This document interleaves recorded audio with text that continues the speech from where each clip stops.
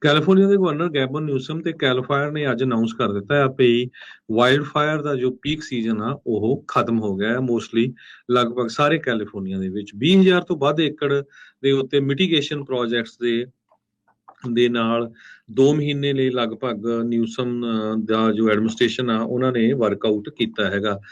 Fire station Napa ਦੇ ਵਿੱਚ ਅੱਜ ਗਵਰਨਰ ਗੈਬਨ ਨਿਊਸਮ ਨੇ ਇਹ ਕਿਹਾ ਵੀ ਮੈਂ ਅਨਾਉਂਸ ਕਰਨ ਜਾ ਰਿਹਾ ਵੀ ਫਾਇਰ ਸੀਜ਼ਨ ਆਫੀਸ਼ੀਅਲੀ ਆਫ ਹੈਗਾ ਆ। ਇਸ ਸਾਲ ਕੈਲੀਫੋਰਨੀਆ ਦੇ ਵਿੱਚ ਕਾਫੀ ਵਿਚਾਰਿਆ ਥੋੜੀਆਂ ਅੱਗਾਂ ਲੱਗੀਆਂ ਜਿਹਦੇ ਨਾਲ ਨੁਕਸਾਨ ਬੜਾ ਜਿਹੜਾ ਘੱਟ ਹੋਇਆ, ਪਰ ਫਿਰ ਵੀ ਜੇ ਓਵਰਆਲ ਦੇਖਦੇ ਜਾਈਏ ਪਿਛਲੇ 2 ਸਾਲਾਂ ਦੇ ਵਿੱਚ $2.8 ਬਿਲੀਅਨ ਦਾ ਨੁਕਸਾਨ ਹੋਇਆ ਹੈਗਾ ਤੇ 99 ਪੁਆਇੰਟ ਵਾਈਲਡ ਫਾਇਰ ਤੇ ਫੋਰੈਸਟ ਰੈਜ਼ੀਲੀਐਂਸ ਐਕਸ਼ਨ ਪਲਾਨ ਗਵਰਨਰ ਵੱਲੋਂ ਰੱਖੀ ਗਈ ਆ। $674 ਮਿਲੀਅਨ ਸਨ 2022 ਤੋਂ 23 ਦੇ ਬਜਟ ਦੇ ਵਿੱਚ ਰੱਖਿਆ ਗਿਆ, ਜਿਹਦੇ ਨਾਲ 1350 ਦੇ ਕਰੀਬ ਨਵੀਆਂ ਫਾਇਰ ਫਾਈਟਰਸ ਦੀਆਂ, ਫਾਇਰ ਕ੍ਰਿਊ ਦੀਆਂ, 에ਅਰ ਅਟੈਕ ਆਪਰੇਸ਼ਨ ਦੀਆਂ ਪੋਜੀਸ਼ਨਸ ਕ੍ਰੀਏਟ ਕੀਤੀਆਂ ਜਾਣਗੀਆਂ।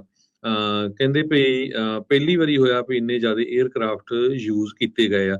ਜੇ ਓਵਰਆਲ ਦੱਸਦੇ ਜਾਈਏ 2022 ਦੇ ਵਿੱਚ 7095 ਅੱਗਾਂ ਲੱਗੀਆਂ ਤੇ 3,62,403 ਏਕੜ ਸੜ ਕੇ ਸਵਾਹ ਹੋਏ ਤੇ 876 ਸਟਰਕਚਰਸ ਜਿਹੜੀਆਂ ਆ ਉਹ ਡਿਸਟਰੋਏ ਹੋ ਗਈਆਂ।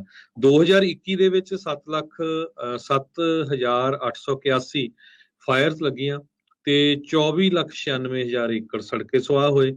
3560 ਸਟਰਕਚਰਸ ਜੋ ਡੈਮੇਜ ਹੋਈਆਂ। ਜੇ 5 ਸਾਲਾਂ ਦੀ ਐਵਰੇਜ ਦੇਖਦੇ ਜਾਈਏ 7140 ਅੱਗਾਂ ਲੱਗਦੀਆਂ ਹਰ ਸਾਲ, ਜਿਹਦੇ ਨਾਲ 2,94,000 ਦੇ ਕਰੀਬ ਏਕੜ ਸੜ ਕੇ ਸਵਾਹ ਹੁੰਦੇ ਆ ਤੇ 7825 ਸਟਰਕਚਰਸ ਜਿਹੜੀਆਂ ਆ ਉਹ ਪੂਰੀ ਤਰ੍ਹਾਂ ਤਬਾਹ ਹੋਈਆਂ। ਜੀ ਜੀ।